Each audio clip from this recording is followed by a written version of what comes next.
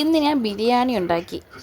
വേറെ ഒന്നുമല്ല, എൻ്റെ ഇഷ്ടപ്പെട്ട കൊഞ്ച്. അപ്പോൾ കൊഞ്ചെല്ലാം വൃത്തിയാക്കിയതിന് ശേഷം മസാല പുരട്ടി അത് റെസ്റ്റ് ചെയ്യാൻ വെച്ചിട്ടുണ്ട്. പിന്നെ ചതയ്ക്കാനുള്ള ഈ സാധനങ്ങളെല്ലാം ചതച്ചിട്ടുണ്ട്. സവാള 3 എണ്ണം, പിന്നെ തക്കാളി, പച്ചമുളക്, മല്ലി. പിന്നെ അരിയെല്ലാം കഴുകി ഊറ്റി വെച്ചിട്ടുണ്ട്. എനിക്ക് ലൈറ്റിൻ്റെ ഒരു ആവശ്യം വന്നില്ല കേട്ടോ. ഇത് കണ്ടില്ലേ, ഇത്തട ഹസ്ബൻഡിൻ്റെ ഓരോ കലാവിരുതുകളാണ്. അങ്ങനെ ചട്ടി ചൂടാക്കിയതിന് ശേഷം എണ്ണ ഒഴിച്ച് ഞാൻ എല്ലാ കൊഞ്ചും പൊരിച്ചെടുക്കുകയാണ് കേട്ടോ.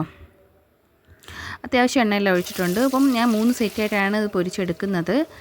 അപ്പോൾ എല്ലാം നല്ലതുപോലെ പൊരിച്ചെടുത്ത് ഞാൻ വേറൊരു പാത്രത്തിലോട്ട് മാറ്റുവാണ്. വേറൊരു ചീനച്ചട്ടി എടുത്തിട്ട് അതേ എണ്ണ അതിലൊഴിച്ചതിന് ശേഷം സവാള, ഞാൻ ഇപ്പോൾ 3 സവാള എടുത്തിട്ടുള്ളത്. ആ സവാള മൊത്തം അതിലിട്ട് കൊടുത്ത് നല്ലപോലെ വഴറ്റിയെടുക്കണം.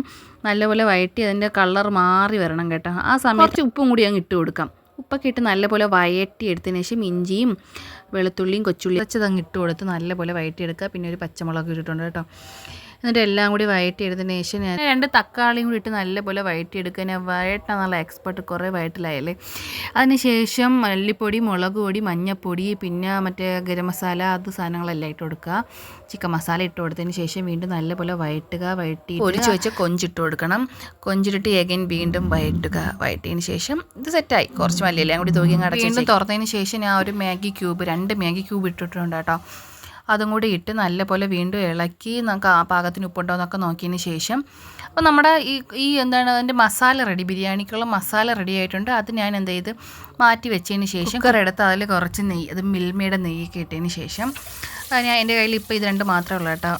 പട്ടയുടെ ഇലയും അതും ഇട്ട് ഈ വെളുത്തുള്ളി കൊച്ചുള്ളി ഇതിൻ്റെ പേസ്റ്റ് ഇട്ടതിന് ശേഷം അരി ഇട്ട് നല്ലപോലെ വഴറ്റി കൊടുക്കുക. അപ്പോൾ അരി ഇങ്ങനെ കുറച്ച് സൗണ്ട് കേൾക്കുന്ന സമയത്ത് ആവശ്യത്തിന് വെള്ളം ഒഴിച്ച് ഒറ്റ വിസിൽ കേട്ടാൽ മതി. അപ്പോഴത്തേക്ക് ചോറ് റെഡിയാവും. എന്നിട്ട് നമുക്കെന്താണ് ഗ്രേവിയുടെ മുകളിലായിട്ട് ചോറെല്ലാം തട്ടി കൊടുക്കാം. ദമ്മാണ് ചെയ്യാൻ വേണ്ടി പോകുന്നത്. എന്നിട്ട് ഞാൻ എല്ലാം വാരി തട്ടി കൊടുത്ത് സെറ്റാക്കിയതിന് ശേഷം കുറച്ച് മല്ലിയിലയും തൂകി അടച്ചു വെക്കണം കേട്ടോ. ഗ്യാസിൽ ലോ ഫ്ലെയിമിൽ ഒരു 15 മിനിറ്റ് വെച്ചേക്കണം. മുകളിൽ ഞാൻ ഒരു കല്ല് കഷ്ണമാണ് എടുത്ത് വെച്ചിട്ടുള്ള ഒരു വെയിറ്റിനായിട്ടുള്ള സാധനം.